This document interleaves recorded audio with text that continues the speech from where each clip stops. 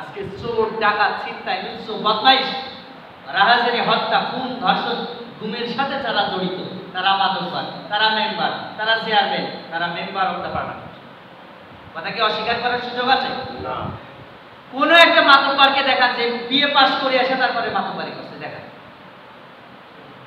অমুক মাতব্বর BA pass, degree complete করছে, masters complete করছে, এরকম দেখান একজনকে?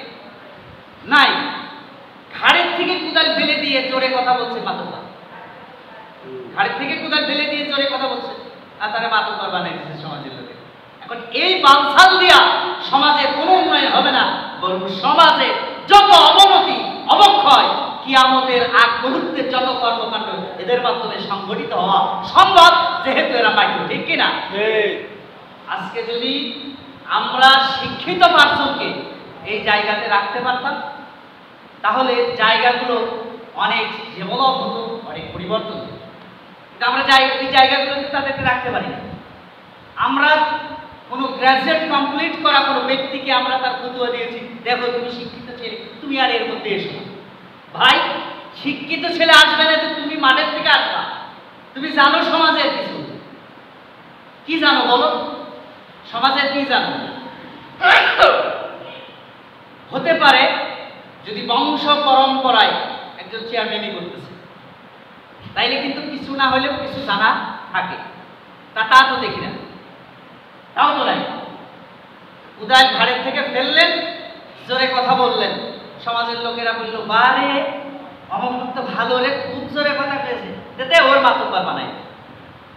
তো যখন এই বালরে মাতব্বর বানাইছেন, ওর কাজও বালমান, ওর কাজ ভালো শেড লেভেলের কাজ করতে পারে না, এটা অসম্ভব।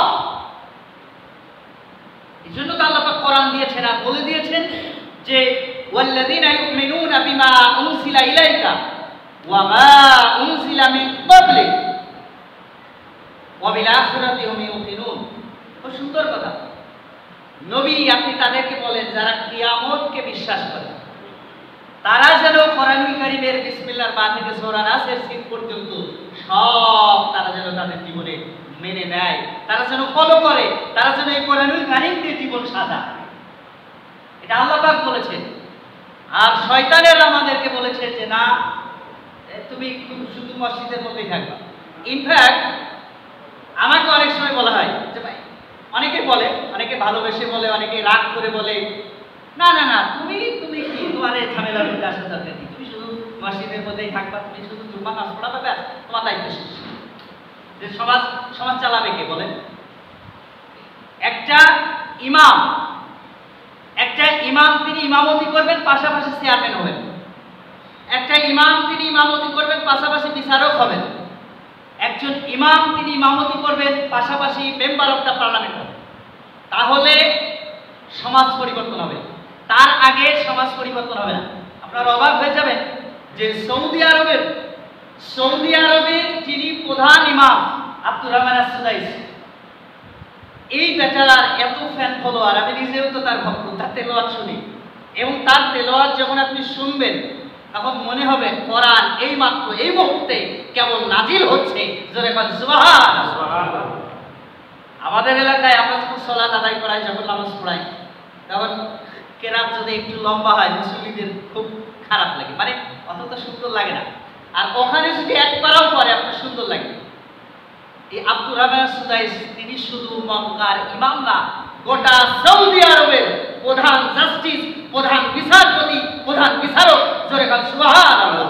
যত বিচার ফায়সালা হয়েছে সৌদি আরবের এই রাষ্ট্রে, যত বিচার ফায়সালা হয়েছে, এই বেচারা আব্দুর রহমান আস-সুদাইস তার সিগনেচার ছাড়া, তার সার্টিফাই ছাড়া, তার অনুমোদন ছাড়া কোনো বিচার হয় না, কোনো ফাঁসি হয় না, কোনো আসামির জেল হয় না তার অনুমোদন ছাড়া। আজকে সৌদি আরবের একজন ইমাম একেবারে যিনি গ্রাম অঞ্চলে ইমামতি করেন, তার পিছনে গভর্নমেন্ট লক্ষ কোটি টাকা ব্যয় করেন। কেন জানেন? তিনি তো শুধু ওই এলাকার ইমাম না, তার একটা দায়িত্ব দিয়ে দিয়েছে, বিশাল এলাকা তিনি কন্ট্রোল করেন। আজকে আমাদের দেশ